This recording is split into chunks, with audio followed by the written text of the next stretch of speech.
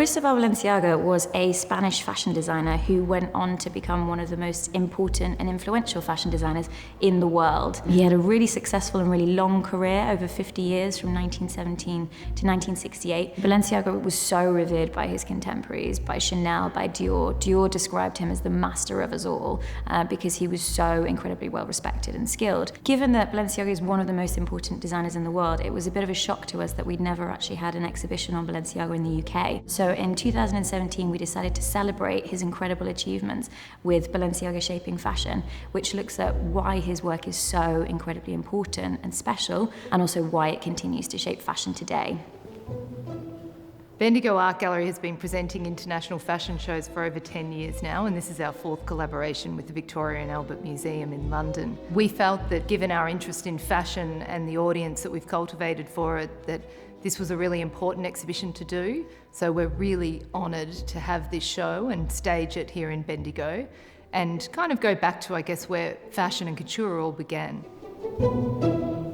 Arguably, Balenciaga's greatest contribution to fashion was that he revolutionised the shape of women's wear at a time that was still dominated by Dior's hourglass new look, so nipped in at the waist, kicking out over the hips. He was creating increasingly more abstract architectural shapes that completely eliminated the waist.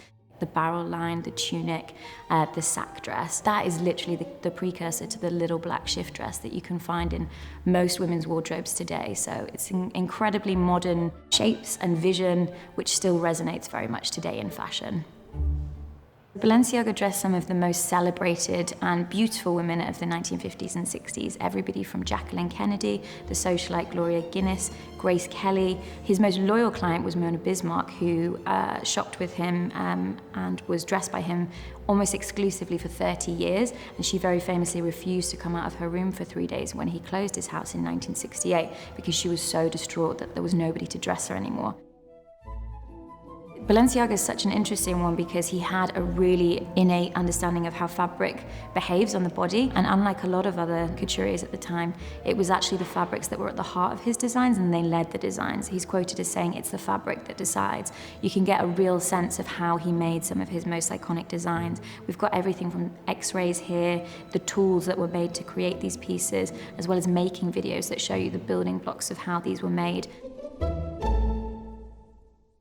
We've also got sections on millinery because his hats were so incredible. They were some of the most abstract and architectural in Paris. So much so that he nearly got shut down because during the war there was very strict rules about how much fabric you could use. He was deemed to be using too much fabric and encouraging a fashion for big oversized hats. Balenciaga Shaping Fashion is really two exhibitions in one.